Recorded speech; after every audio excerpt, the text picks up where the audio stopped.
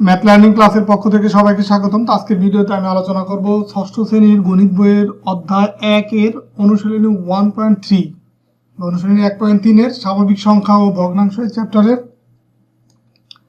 এই লসাগু এবং গসাগুর সাহায্যে যে ম্যাথগুলা, তো এই অনুশীলনী ম্যাথগুলো আমরা করব। তো প্রথমেই যে 1 নম্বর যে ম্যাথ, 1 নম্বর ম্যাথে বের করতে বলছে মৌলিক গুণনীয়কের সাহায্যে গসাগু নির্ণয় করো। গসাগু, তো গসাগু জিনিসটা কি? তো গসাগুটা হচ্ছে যে গসাগু হচ্ছে সংক্ষিপ্ত রূপ, পুরো নামটা হচ্ছে গরিষ্ঠ সাধারণ গুণনীয়ক।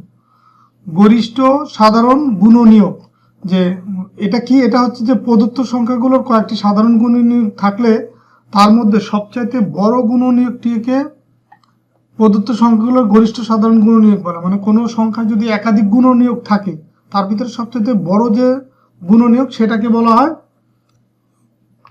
গরিষ্ঠ সাধারণ গুণনীয়ক। গরিষ্ঠ সাধারণ গুণনীয়কের সংক্ষেপে গসাগু বলে। তো আমরা আজকে এই গসাগু ম্যাথগুলা কিভাবে করতে হয় সেটা আমরা আজকে ভিডিওর মাধ্যমে দেখব।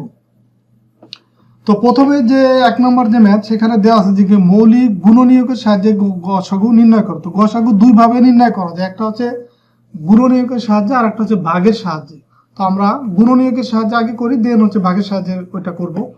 তো একটু মনোযোগ দিয়ে দেখবেন বা প্রয়োজনে একটু খাতা কলম নিয়ে বসলে আরো সহজ হয়, কারণ খাতা কলম নিয়ে বসলে আপনারা এই ভিডিও দেখার পাশাপাশি যদি নিজেরা খাতায় প্র্যাকটিস করেন তখন এই জিনিসটা কনসেপ্টটা ক্লিয়ার হবে। তো এখন দেখেন এখানে ক নম্বরে 3টা সংখ্যা দেওয়া আছে। এই যে এখানে 3টা সংখ্যা দেওয়া আছে যে 144, তারপরে 240, 662। তো এই 3টা সংখ্যার গসাগু বের করতে হবে। তো গসাগু বের করার জন্য প্রত্যেকটাকে উৎপাদকে বিশ্লেষণ করতে হবে।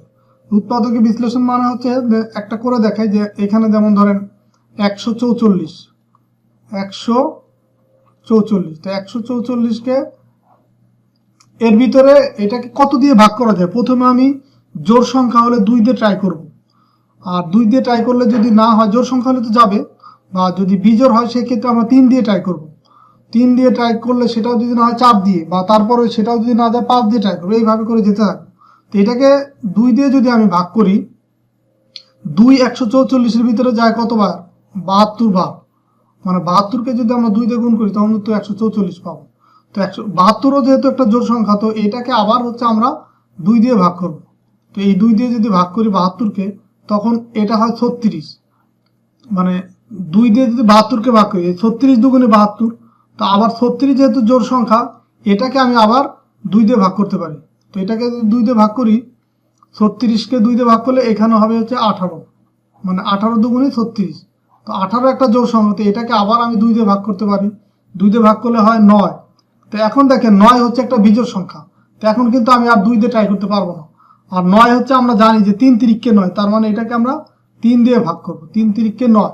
তো উৎপাদক বিশ্লেষণ করলে আমি এই যে সংখ্যাগুলো পেলাম, 2 পেলাম 4টা, 3 পেলাম 2টা। তো এখন এই যে দেখেন এখানেও কিন্তু সেম এই কাজটাই করছে। এখানে এইভাবে করে উৎপাদক বিশ্লেষণ করে 2 পাইছে এখানে 4টা, 3 পাইছে 6টা। তো এখন এখানে হচ্ছে সংখ্যা হচ্ছে 3টা, যেমন 144, 240, 612, এই প্রত্যেকটাকে আলাদা আলাদাভাবে উৎপাদকে বিশ্লেষণ করব। তো উৎপাদকে বিশ্লেষণ করার পরে যে গুণনীয়কগুলি পাবো সেগুলো যে এখানে লিখতে হবে যে 144-এর গুণনীয়ক হচ্ছে এই যে 4টা 2, 3টা 2টা 3। তারপরে আবার হচ্ছে 240-এর গুণনীয়ক কত? 240-এর দেখেন যে এখানে 4টা 2, তারপরে 3, আবার 5। আবার 612-এর গুণনীয়ক সেম ভাবে বের করছে, বের করার পরে 2টা 2, 2টা 3, 17। তো এইভাবে আপনার এই গুণনীয়ক উৎপাদক বিশ্লেষণ করার জন্য আপনাকে নামতা প্রয়োজন। যেমন ধরেন এখানে কিন্তু 51 পাইছে। তো 51 পাওয়ার পরে 51কে 2 দিয়ে 3 দিয়ে কত দিয়ে যায়, বা এই নামতাগুলো যদি পারেন তখন কিন্তু সহজে এটা করতে পারবেন। তো এই কারণে আপনার নামতাগুলো জানা জরুরি এই ম্যাথগুলো করার জন্য। তো এখন এখানে দেখেন এই যে 144, 240, 612 যা গুণনীয়ক পেলাম সবগুলা এখানে আমি লিখলাম। এখন এইখানে যেটা লিখছে যে 144, 240 এটা সাধারণ মৌলিক গুণনীয়কগুলো হলো, এইটা আপনার এই লাইনটা দরকার নেই, এই লাইনটা আপনি বাদ দিয়ে দেন, এই লাইনটা কোনো প্রয়োজন নেই। তো এখন ডাইরেক্ট আমরা পরের লাইনে যাব। সুতরাং 144, 240 এবং 612-এর গসাগু কত হবে? গসাগু বের করার নিয়মটা হচ্ছে এই যে আমরা গুণনীয়কগুলো পাইছি, এর ভিতরে কমন যেগুলো আছে, যেমন এখানে 2 আছে, এখানেও 2 আছে, আবার এখানেও 2 আছে, তার মানে এই তিনটার ভিতরেই কিন্তু 144, 240, 612 সবগুলোর গুণনীয়কের ভিতরে কিন্তু 2 আছে। তার মানে এখান থেকে আমি একটা 2 যে নিব, এটা নিলাম। তা আবার আমি দেখব পরের যে সংখ্যা, দেখেন পরে এইটাও আবার কিন্তু সবগুলোর ভিতরে এই যে 2 আছে, আবার আরেকটা করে 2 আছে। তো এটার পরিবর্তে আমি এখানে আরেকটা 2 লিখলাম। তো এখন পরবর্তীতে খেয়াল করেন, এইখানে দেখেন যে এইখানে 2 আছে, এখানে 2 আছে, নিচে কিন্তু আর 2 নাই। তার মানে এই 2টা আমি আর নিতে পারবো না। এই 2 যেহেতু নিচের লাইনে নাই, পরের 2 আমি কোনোটাই নিতে পারবো না। এখন এই 3 আছে, তো 3 দেখেন এখানে 3 আছে, এখানেও 3 আছে, এখানেও 3 আছে। তো তিনটার ভিতরেই থাকতে হবে, এমন সংখ্যাই নিব বা এমন গুণনীয়ককে নিব যেটা হচ্ছে তিনটার ভিতরেই আছে। তো এখানে 3 আছে, এই তিনটার ভিতরে 3 আছে, তো এখানে একটা 3 নিলাম। এর পরবর্তী দেখেন যে এখানে কিন্তু আরেকটা 3 আছে, এখানে কিন্তু 3 নাই, তো এখানে আছে। তো যে এক জায়গায় না থাকলে আমি আর ওইটা নিতে পারবো না। আবার এখানে দেখেন 5 আছে, এই 5টা আবার এখানে নাই, এখানেও নাই, তার মানে আমি নিতে পারবো না। এখানে 17 আছে, বাকিগুলোর ভিতরে 17 নাই, এগুলো আমি নিতে পারবো না। তার মানে 144, 240, 612 এর গসাগু হবে এই যে কমন যে সংখ্যাগুলো পেলাম, যে অঙ্কগুলো পেলাম সেগুলা, যে 2 2 2, তার মানে 2 2 4, 3 4 12, এই 12 হচ্ছে আমার 144, 240, 612 এর গসাগুর মান। তো সেম ভাবে আমার এই যে এখানে 525, 495, 570, এটাও কিন্তু সেম ভাবে যে 525, এটা যেহেতু একটা বিজোড় সংখ্যা, তো 2 তো যাবে না, 3 দিয়ে ট্রাই করলাম 175, 5 দিয়ে ট্রাই করলাম এই 175 কে, তখন আবার 35, আর 5 7 35। তো এই যে গুণনীয়কগুলো আমরা এইভাবে বের করলাম, এখানে লিখলাম। এখন হচ্ছে গসাগু বের করবো। তো গসাগু বের করার জন্য যে এই লাইনটা আমার দরকার নেই, এই লাইনটা এখানে অতিরিক্ত আছে। তো যত লেখা কম হবে তত কিন্তু ভুল কম হবে, আর বেশি লেখা হলে কিন্তু আপনাদের এগুলো মনে রাখা কঠিন। তো এই কারণে এই লাইনটার দরকার নেই, ডিরেক্ট হচ্ছে গসাগু। এখন এর ভিতরে দেখেন তিনটার ভিতরে কমন কি আছে, এই যে এখানে 3 আছে, এখানেও 3 আছে, আবার এখানেও 3 আছে, তার মানে এই 3টা আমি এখানে নিতে পারি। আবার দেখেন এখানে 5 আছে, এখানেও 5 আছে, এখানেও 5 আছে, তার তিনটার ভিতরে 5 আছে, এই কারণে এখান থেকে একটা 5 আমি নিলাম। তো এই 5টা হচ্ছে মুছে গেছে, আমি এটা একটু ঠিক করে দিই, যে এই 5টা কিন্তু মুছে গেছে। মানে তিনটার ভিতরে যে কমন যে অঙ্কগুলো থাকবে সেটা আমি নিব। এই তিনটার ভিতরে এই 5 আছে, আমি 5 নিলাম। বাকিগুলো দেখেন এই 5, এই বাকিগুলোর ভিতরে কিন্তু আর 5 নাই, বা এখানে 3 আছে, এটার ভিতরে 3 নাই। তো যেগুলো কমন যাবে না, মানে তিনটার ভিতর থেকেই ওই মানটা থাকতে হবে, তখনই আমরা সেটা নিতে পারবো। তো আর কোনো মান কিন্তু এই তিনটার ভিতরে নাই, এই কারণে এই তিনটার ক্ষেত্রে যে 525, 495, 570 গসাগু হবে 3 গুণ 5, তার মানে 15 হবে এটার অ্যান্সার। তো সেম ভাবে যে এখানে যে মান আছে 2666 বা 9699, এটাও সেম ভাবে বের করব। তো দেখেন এটাও সেম ভাবে বের করে, এটার দুইটার ভিতরে কোনোটারই কোনো সাধারণ গুণনীয়ক, আচ্ছা সাধারণ গুণনীয়ক যে একটা আছে, এখানে একটু ভুল করছে, এটা দেখেন এখানে আছে 2 3 43, আর এখানে আছে 3, এই 3-এর পরিবর্তে এখানে হচ্ছে এখানে হচ্ছে এটা হচ্ছে 31, আর এইখানে তার মানে এইখানে যে সাধারণ গুণনীয়ক, এইখানে যে গুণনীয়ক, কোনোটার ভিতরে কোনো কমন কিছু নাই। তার মানে এই 2666 এবং 9699 এর মধ্যে কোনো সাধারণ মৌলিক গুণনীয়ক নেই। সুতরাং যদি কোনো মৌলিক গুণনীয়ক না থাকে, তখন সেটার গসাগু হবে 1 বা 1। তো আশা করি আপনারা বুঝতে পারছেন। এখন হচ্ছে 2 নম্বর ম্যাথটা করবো। তো 2 নম্বর ম্যাথ হচ্ছে ভাগ প্রক্রিয়ার সাহায্যে গসাগু নির্ণয়। তো এখানেও কয়েকটা ম্যাথ আছে, এইগুলো আমি একটু আপনাদেরকে দেখাই যেন সহজে বুঝতে পারেন। তো একটু মনোযোগ দিয়ে দেখেন, আমরা আগের যে ম্যাথগুলো করলাম এটা হচ্ছে গুণনীয়কের সাহায্যে গসাগু বের করা। এখন আমরা গসাগু বের করব, বাট এটা হচ্ছে ভাগের সাহায্যে। তো ভাগের সাহায্যে যদি দুইটা সংখ্যা থাকে, যেমন এখানে 105 আছে, এখানে 165, দুইটা সংখ্যা যদি থাকে, তখন এই ছোট সংখ্যা দিয়ে বড় সংখ্যাটাকে ভাগ করব। যেমন ধরেন এখানে এই 165 আছে বড়, তার মানে 165 লিখলাম, এটা যেহেতু বড়, এটাকে ভাগ করব হচ্ছে ছোট সংখ্যা 105 দিয়ে। তো 105 165-র ভিতরে কয়বার যায়? একবার যায়। 2 দিয়ে যদি 105-কে গুণ করি 210 হয়ে যায়, তো বড় হয়ে যায়, তার মানে সেটা হবে না, আমি একবারই মানে 1 দিয়ে গুণ করব, তার মানে 105।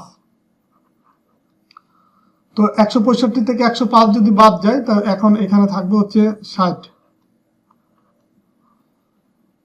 তো 60 থাকলো। এখন হচ্ছে এইখানে আবার একটা ভাগ করতে হবে। তো এই ভাগ কাকে করব?